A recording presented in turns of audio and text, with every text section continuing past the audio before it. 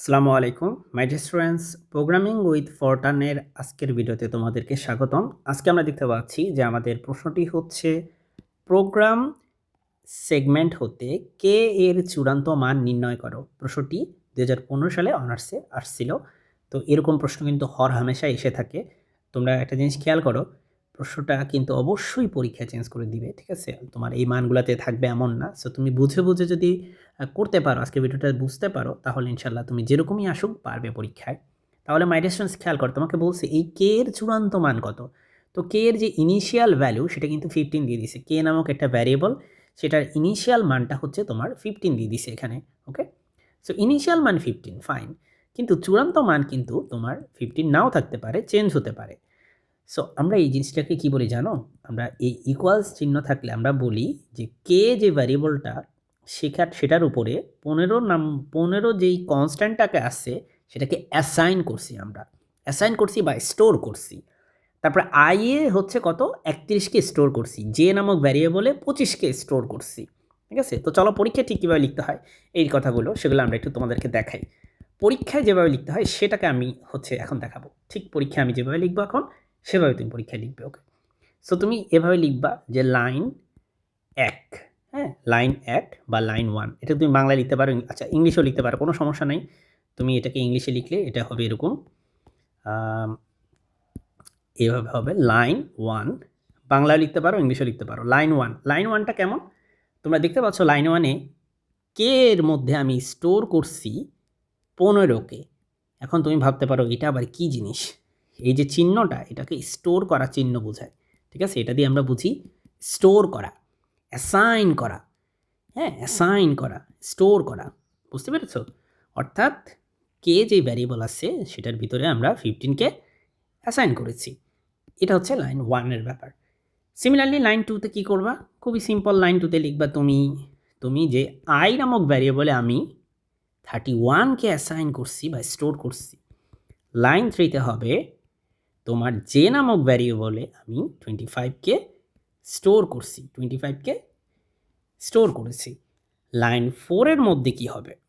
Line 4-এ আর কোনো store করা না, এখানে সরাসরি কিছু ক্যালকুলেশন। আই এর সাথে তুমি এখানে 100কে গুণ করবে, দেন যোগ করে দিবে কাকে? জে এর সাথে তুমি 10কে গুণ করে এটা করবা, আগে গুণ, এটা আগে গুণ করবা, তারপর যোগ করবা। কেন? কারণ তোমরা মনে রাখবা প্রোগ্রামিংয়ের ক্ষেত্রে এখানে গুণের কাজ আগে, যোগের কাজ সবসময় পরে মানে প্রায়োরিটি পায়। তাহলে এখন মাই ডিয়ার দেখো তোমার আই কত। আই ভ্যারিয়েবলের ভিতরে আছে তোমার 31 আছে। 31 ইন্টু 100, এখানে এই চিহ্নটার মানে বুঝতে হবে, এই চিহ্নটা কিন্তু গুণ চিহ্ন, স্টারিক এই চিহ্নটা, এটা দিয়ে আমরা গুণ বোঝাই। ওকে, প্লাস যে কত? যে হচ্ছে তোমার 25, যে হচ্ছে 25, 25 ইন্টু 10। যদি একটা ক্যালকুলেটার নিয়ে হিসাব করো তাহলে এটা পাবা হচ্ছে, তুমি বা হাতে কলমে করতে পারো, 3100 প্লাস 250, সো এটা হবে হচ্ছে 3350। ওকে, সো এটা কার ভ্যালু? এটা কিন্তু এম এর ভ্যালু। এম এর ভ্যালু আসছে তোমার 3350। আচ্ছা, আমার একটু জায়গাটা মনে হয় এই পুরাটাকে একটু চাপিয়ে নেওয়া দরকার ছিল ডানে, কারণ আমি এমটা আসলে লিখে নাই তো। হ্যাঁ, এখানে এম লিখি, এম ইকুয়াল টু আমার আসছে 3350। সো লেখো এম ইকুয়াল টু 3350। অর্থাৎ এখান থেকে আমরা লিখতে পারি, এখানে লেখো অর্থাৎ এম এর ভিতরে এখন স্টোর করা আছে কত? 3350। এম নামক ভ্যারিয়েবলের ভিতরে 3350 স্টোর করা আছে। আচ্ছা, এবার লাস্ট লাইন, একেবারে লাস্ট লাইন, আমাদের 5 নাম্বার লাইন। সেই লাইনের ভিতরে কি আছে দেখো তো? সেই লাইনে আছে k equal to m by 100। তাহলে লেখো k equal to m m divided by 100 plus k. ঠিক আছে? সো এটা লিখলা, ওরা যেভাবে দিবে তুমি সেভাবে লিখবা। তাহলে মাই ডিয়ার স্টুডেন্টস, এম মানে কত? এম মানে হচ্ছে 3350। সো তুমি এখানে লেখো 3350 ডিভাইডেড বাই 100 প্লাস কে। মনে রাখবা ভাগের কাজ আগে। ঠিক আছে? এটা সবসময় মনে রাখবা, ভাগের কাজ আগে, যোগের কাজ কিন্তু পরে। ভাগ গুণ এগুলোর কাজ আগে। 3350কে 100 দিয়ে ভাগ করলে হয় তোমার 33.5। ঠিক আছে?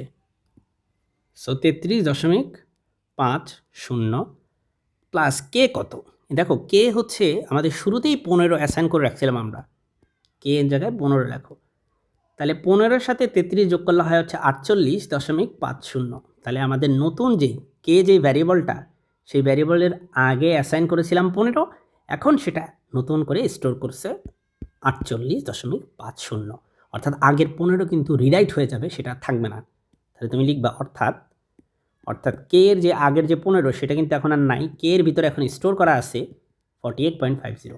সো এটাই হচ্ছে, সুতরাং কে এর এটাই কিন্তু চূড়ান্ত মান, কে এর চূড়ান্ত মান বা ফাইনাল ভ্যালু। ঠিক আছে, সেটা কত? 48.50। এটাই হচ্ছে আজকের প্রশ্নের উত্তর।